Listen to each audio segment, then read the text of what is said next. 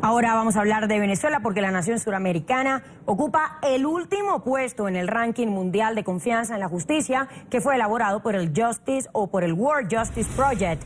La organización evaluó la percepción de 100.000 hogares y expertos de 113 países para determinar los resultados.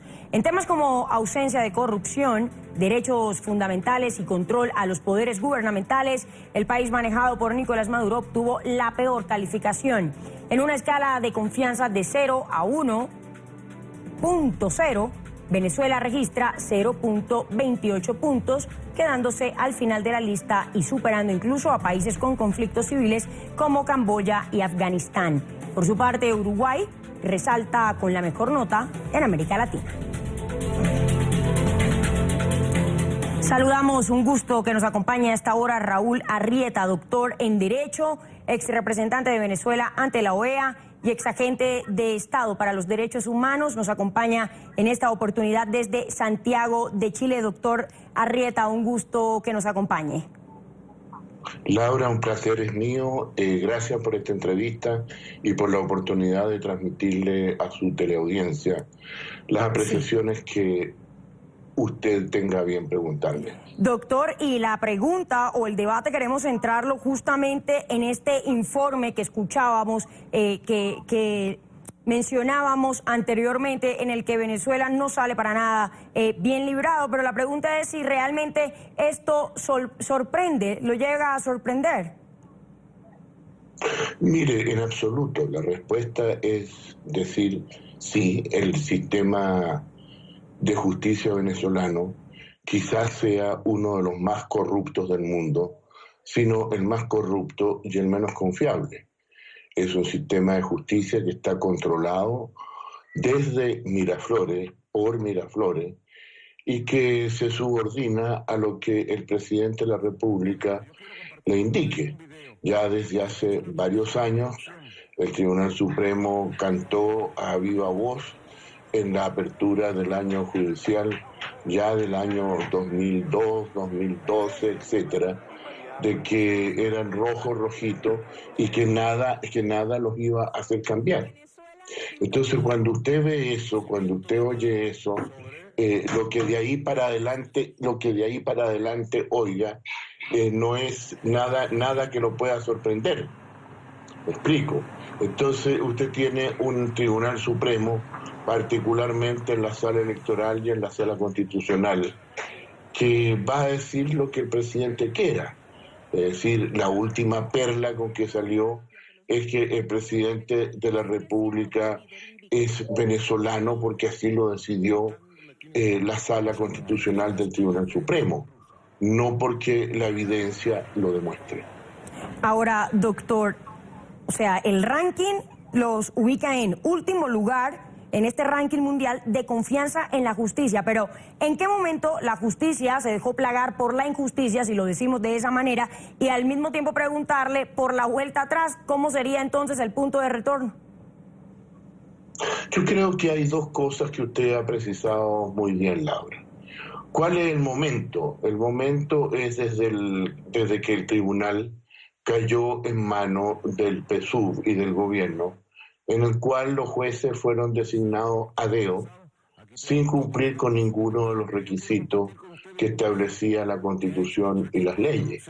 Es decir, se obviaron todos los mecanismos de capacidad del juez, los mecanismos de designación, y de hecho la última designación de jueces se violó absolutamente toda la normativa. Y cuando el nuevo Parlamento, que se elige en diciembre del año pasado, decide que esas designaciones están mal hechas, sencillamente el propio tribunal, que había sido cuestionado por la composición de sus magistrados, manda callar al Parlamento y le quita la capacidad de poder pronunciarse sobre la compatibilidad de las designaciones con el cargo efectivamente de magistrado. Pero esto ya venía desde atrás, venía desde el momento en que se empiezan durante el gobierno de Chávez a producir la designación de magistrado a dedo, sin cumplir ninguna condición. Si usted revisa los currículas de los magistrados del Tribunal Supremo, usted se dará cuenta que efectivamente es muy raro que haya alguno que cumpla con las condiciones establecidas en la Constitución. Entonces, ese es el momento de partida. Ahora, ¿qué es lo que habrá que hacer con esto?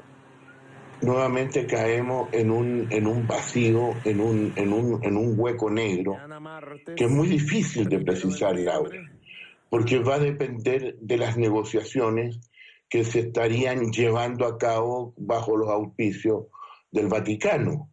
Es decir, que se acepte que hay que restituir la magnitud de las competencias del Tribunal Supremo, la magnitud de las competencias de la Asamblea Nacional, es decir, en otras palabras, la división de poderes. Un país donde no hay división de poderes, un país donde el Tribunal Supremo en la Sala Constitucional lo cumple en su rol, no hay democracia, no hay libertad, no hay nada. Doctora Arrieta, es un remedio de país. Pero yo le pregunto, francamente cree que eso puede llegar a pasar y que lo que se está haciendo no es como lo denuncian algunos opositores también, que lo que se hace con este diálogo, que algunos hablan de supuesto diálogo, sería dilatar ese proceso de revocatorio contra Nicolás Maduro? Yo pienso que eso es como usted lo señala, Laura. Yo no veo al Vaticano en una posición de fuerza. Ya el enviado del Vaticano estuvo 48 horas en Caracas, se marchó de vuelta al Vaticano, que es un gran diplomático, una de las principales figuras del Vaticano, especialista en China y en Vietnam, pero eso no resuelve los problemas. Porque los problemas se han agravado, y se han agravado por una razón muy sencilla, y eso es responsabilidad exclusiva del Vaticano. Y no nos tapemos los ojos. El Vaticano le pidió a la MUD la paralización de una serie de actividades. Ahora el Vaticano, a través de este señor Celli, el monseñor, dice que fue la MUD la que le ofreció paralizar eso para evitar sangre. Entonces, bueno, ¿quién está diciendo la verdad y quién está mintiendo? Ahora, el Vaticano dice que ellos no son mediadores, sino que son acompañantes. Venezuela no necesita acompañantes. Venezuela no necesita una dama de compañía ni una chaperona. Lo que necesita es que haya un grupo de personas, un grupo de países que pongan las cosas en su lugar. Entonces, mientras le piden a la oposición que no marche, mientras le piden a la oposición que paralice el juicio político al presidente Maduro, Maduro sigue diciendo que a él la oposición no lo saca ni a balazos, ni con votos de Miraflores. Bueno, ¿en qué mundo estamos? Siguen los presos políticos ahí en sus cárceles, lo mismo que ha pasado en Cuba. ¿Cuál es la apertura de Cuba? Negocios para Estados Unidos, para las empresas americanas y para el gobierno cubano. ¿Y dónde están los presos políticos? ¿Dónde está la represión en Cuba? Sigue campeando como siempre. Entonces, yo creo que el Vaticano está jugando en América Latina como lo jugó en Argentina con Macri, como lo ha jugado en Brasil con la señora Rousseff. Una posición muy ambigua y que deja mucho que desear para la solución de los problemas de fondo de América Latina. Esto no es de rezar, esto no es de buenos compañeros, de buenos amigos. Esto es un problema demasiado grave el que está enfrentando América Latina. Para decir, nosotros somos acompañantes. ¿Qué pasó con Colombia?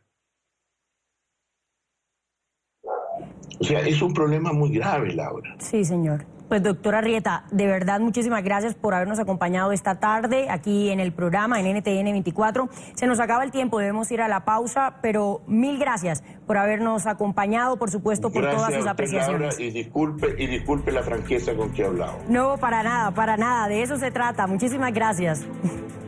Gracias a usted. Hasta pronto.